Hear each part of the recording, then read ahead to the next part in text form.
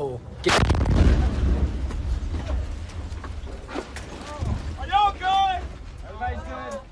Everybody over here is good. A sudden escalation in Donald Trump's catastrophic war against Iran. What you just saw there were U.S. troops that almost got hit by a ballistic missile. This video is now surfacing. It was taken in the past few days. Some believe that may be in Bahrain, but if we look at what's happened last night and into the early morning hours in Bahrain, in Kuwait, in the United Arab Emirates, and elsewhere, we're seeing a rapid escalation in this war now. Donald Trump is panicking. He's been choreographing that he's basically ready to leave Iran. He's ready to surrender. He sees the U.S. economy tanking. Donald Trump's like, I'll just leave the Strait of Hormuz under Iranian control. Others can deal with it. That's what he was saying at a press conference in the Oval Office yesterday. Let France deal with it. Let the UK deal with it. Why do we have to do anything about it in the United States? But guess what? In a war, there are two sides. They have a say, and Iran is saying we're going to control the Strait of Hormuz with an iron fist. And you know how we said that if you started escalating and attacking Iran further, we would hit American companies that are located in Arab nations and that we would escalate as well. Well, that's what we're doing. We're escalating as well. So here's what happened just over the past 12 hours or so. Large fires at the Kuwait airport after Iranian attack hit fuel tanks there. And Iran's been able to attack that airport and the surrounding area with impunity.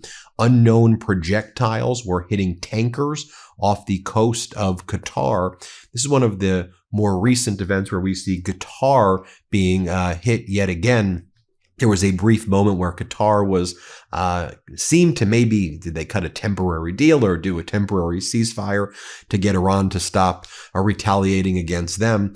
Also, you could take a look right here at this fairly large fire that was burning all throughout the morning in Bahrain. Locals in Bahrain were saying that it was the loudest night into the morning of the bombing, the ballistic missile strikes and Shahed drone and FPV drone swarms by Iran since the war began, since Donald Trump's unlawful invasion of Iran began. Lots of people are saying that that facility was a Batelco headquarters where Amazon's web services and other interests are based. This would be the country's largest telecommunications company and infrastructure. And that's exactly what Iran threatened that it was going to strike. And it seems that it did. Meanwhile, you have heavy airstrikes reported in Iran's capital, Tehran, throughout the morning. Very heavy U.S. and Israel strikes there. In Beirut, in southern Lebanon, you had Israel blowing up an entire building complex. And as I've said before, in addition to, going after Hezbollah, I mean, Israel has leveled southern Lebanon. I mean, brought it to the ground, killing tons of civilians in hospitals, medical providers, and people in the surrounding areas. Take a look right here. This footage was filmed in southern Beirut, and it shows the moment that a building in the Zaid Rabbani Avenue was targeted by an Israeli strike. Purportedly, the IDF had issued a notice that they would be targeting this building earlier, and you can watch what happens here. Let's just play a short snippet of it. Okay, so while you have the Middle East on fire as a result of Donald Trump's catastrophic war, as Donald Trump is trying to escape after weakening the United States irreparably. I've done lots of videos on this. I'll do one in 90 minutes, how France, Spain, Italy, Switzerland, other countries are not letting the U.S. use their airspace or any of the military bases at all because, again, it's an unlawful and catastrophic war, and those countries were never consulted, nor was NATO consulted before Donald Trump and Netanyahu went alone and started bombing Iran and led to Iran now controlling the Strait of Hormuz. Also yesterday, I'll do another video on this today, you had Marco Rubio, Donald Trump making social media posts and also saying in public statements and public addresses in the Oval Office, and Marco Rubio on state regime media, which calls itself Fox, that they're basically done with NATO, that that NATO refused to step up when the U.S. needed it. After this war is over, why should the U.S. even be a part of NATO? So essentially, NATO is done right now. I mean, it was before. I guess it was NATO in name only before, but now the NATO alliance seems to just be completely obliterated. By the way, we'll talk about decimated, obliterated, decapitated. It's NATO. And by the way, Putin could not be happier. Xi Jinping could not be happier. Donald Trump removing oil sanctions, as you know, against Iran, removing oil sanctions against Russia, Russia making billions of dollars a day to help fund its invasion of Ukraine. Russia's helping Iran target American military bases in the region. 13 American military bases in the Middle East evacuated. American military interests, corporate interests continue to be struck. Iran continues to have its firm iron grip, iron control over the Strait of Hormuz. Iran's foreign minister, Araqchi, says, again, we're not having negotiations with the United States. We put forward our non-negotiables. They're sending us messages, and the message we're sending back is, here are our non-negotiables. Okay, we want reparations. We want to keep our ballistic missiles. We want to control the Strait of Hormuz. We want security guarantees for us, the Houthis, for the Shiites in Iraq, and the Shiite militias in Iraq. And Hezbollah in Lebanon. While all of this is going on, let's take a look at what's going down. What are the MAGA Republican Congress members who recessed Congress? What are they doing? Over here, you have Congress member Van Orden, Rouser, McGuire. You also have Murphy. You have Chris Smith. You have Fitzgerald. All these MAGA Republicans are out here like living it up in Scotland during the shutdown, during the government shutdown, while you see this rapid escalation in the war. A reporter asked Donald Trump in the Oval Office yesterday, Iran threatened a bunch of U.S. companies in the region today, Donald. So what do you make of that? And Donald Trump's like, what are they threatening with us? What are they threatening us with? BB guns? They don't have any weapons at all. Yes, they do. They do. You've only destroyed at most 1/3 of their ballistic missile capabilities. They still have thousands, perhaps tens of thousands, Shahi drones, perhaps hundreds of thousands of those FPV drones. You didn't destroy. Like, what world are you all living in? I mean, this is just some of the most delusional and deranged stuff. Here's what he said in the Oval Office. Play this clip. They don't have anything. Look at our military.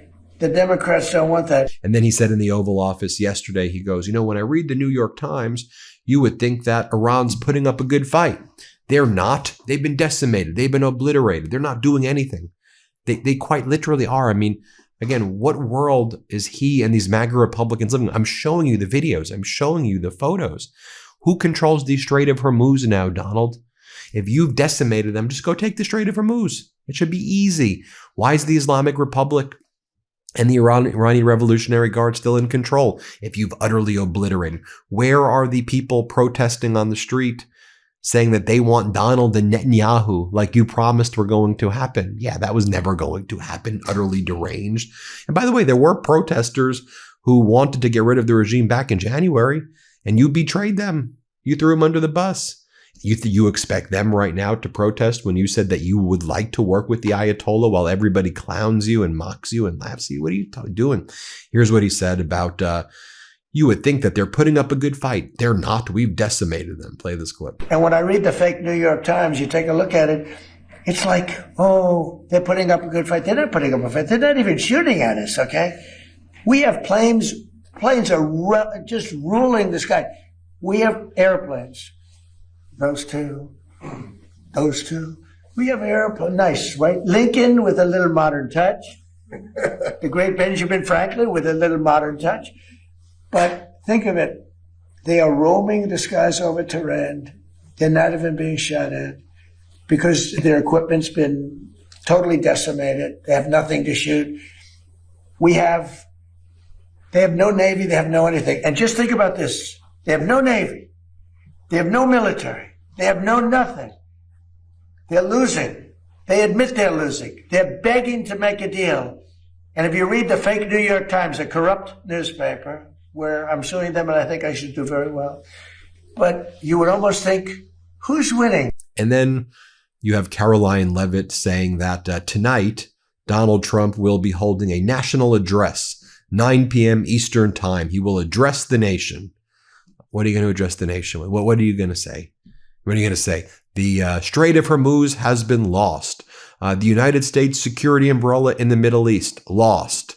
The United States alliances weakened. Russia strengthened. Sanctions removed from Iran and Russia. I mean, seriously, what the hell are you even going to be saying? Just so we know how unpopular this war is here in the United States, a Reuters Ipsos poll that was just released found about 2/3 of Americans want the U.S. out and its involvement. Only 27% Americans support this war. The rest want America out. Also, in the latest Gallup poll, which tracks voter identification, Republican voter ID nationwide only at 39%, the lowest in the history of the Gallup poll. People are pissed at Donald Trump and MAGA and all of these MAGA Republican sycophants. And I showed you what they're doing. They're vacationing in Scotland right now. You have Lindsey Graham vacationing in Disney World with the little bubble machine that my 18-month-old daughter loves, and he's playing with the bubbles. Got a really bizarre and deranged behavior. As I noted before and in other videos, Iran's Foreign Minister Araghchi said the following about potential peace talks with the U.S. We do not have any faith that negotiations with the U.S. will yield any results. The trust level is at zero. Also, for Islamic Republic Day yesterday, you had pro-regime protests, pro-Islamic Republic protests across Iran yesterday. And a well-known Iranian professor wrote, across Iran, people are on the streets in defiance of the Epstein coalition airstrikes and missile fire. And in one of those protests, you had Iran's foreign minister, Araghchi, right there. Iran's foreign minister appeared in Tehran at a public gathering, and he attended a nighttime public gathering in order to motivate people there. You know, what else is happening on the domestic front? The former Homeland Security Secretary Kristi Noem responded to the fact that her husband was, I guess, identified by the Daily Mail as being involved in a particular cross-dressing community that involves doing like triple E, like breasts, or triple E. I forget what they call the bimbo something. There's like a name for the fetish. And again, I'm not here to kink shame or fetish shame or anything like that. What you do in private, as long as it's safe and consensual, you do you in private. What bothers me is people like Kristi Noem and this whole MAGA group that want to mock people and harm marginalized communities and pry into people's private lives and have the government intrude and tread on people. And in behind the scenes, they're just very hypocritical people. That's what I want to point out. And I'm not here to, again, kink shame or anything like that. People, whatever you do in private is what you do in private. Just be safe, be consensual, do what you got. I'm not judging. It's just these people. What I do judge is when these people attack the private lives of others and the happiness of others. And it's like, don't throw stones. You don't throw those stones. Donald Trump continued to talk yesterday about his new fetish, which is the Trump presidential library, which actually isn't a library at all. He seems to be planning to use all of those funds that were meant for a presidential library, which many of which came from those settlements extracted from major media companies to build a hotel. So his presidential library is actually a hotel that he would personally profit from. These are real photos of what he wants to be in his hotel: a gigantic golden Trump statue, a 747 in the lobby, a golden ballroom, of course. As Thomas Kennedy points out, Miami-Dade College gifted a multi-million-dollar public land under the purview of it being used as a presidential library, just so he could grift and build a hotel as predicted. Actually, DeSantis, in my opinion, stole the land from Miami-Dade College and gave it to Donald Trump, who's now building a Trump hotel on it. And here's what Donald Trump said about it. Again, while all of this is happening in the world, while the war is escalating, despite Donald Trump wanting to pull out of the war, it ain't going away. This is what he's talking about. Let's play this clip. Your son Eric posted a photo of what will be the Trump Presidential Library. Yeah. It's a huge skyscraper. In Miami? Is that all a library? What else is going in? No, well, it's a library. It's a museum or a library. It's a presidential, but I wouldn't start it till I'm out of office. I don't believe in building libraries or museums. It's really like the Barack Hussein Obama one in Chicago, in not a good location, and it's a very unattractive building that's seriously late and seriously over budget. I think you're going to see a great one here, and it'll go up on time, on budget, best location in Miami. They say it's the best block in Miami, and the state worked with us. Will people live in the floors? No, it's going to be most likely a hotel. This concept could be office, but it's most likely going to be a hotel with a beautiful building underneath and a 747 Air Force One in the lobby, which is going to be a trick. And finally, I would be remiss if I didn't mention the following. A reporter by the name of Shelley Kittleson was abducted and seems to have been taken hostage in Baghdad by Kataib Hezbollah. Her whereabouts and conditions are unknown, as Alex Pleitzis explains that he's her designated U.S. point of contact. And I just want you to take a look at how the State Department responded to an American hostage, right? Hezbollah of Iraq took an American hostage, and this is how our State Department responded. The United States Department of State is aware of the reported kidnapping of an American journalist in Baghdad, Iraq.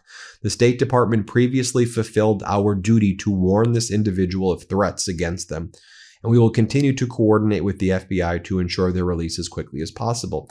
An individual with ties to the Iranian-aligned militia group Kataib Hezbollah, believed to be involved in the kidnapping, has been taken into custody by the Iraqi authorities. Iraq remains at level 4 travel advisory. The State Department strongly advises all Americans to adhere to travel advisories. But the way they describe it's like blaming the reporter. We're aware of it. The State Department fulfilled our duty to warn. What do you mean fulfilled? You're the State Department. Why do you have to say that right now? Just help find the hostage. What are you even talking about? So that's where we're at right now. We'll keep you posted every step of the way. Hit subscribe. Help us get to 7 million subscribers. As always, we're so grateful for you. Hit subscribe. Help us get to 7 million if you can. Want to stay plugged in? Become a subscriber to our Substack at MeidasPlus.com. You'll get daily recaps from Ron Filipkowski, ad-free episodes of our podcast, and more exclusive content only available at MeidasPlus.com.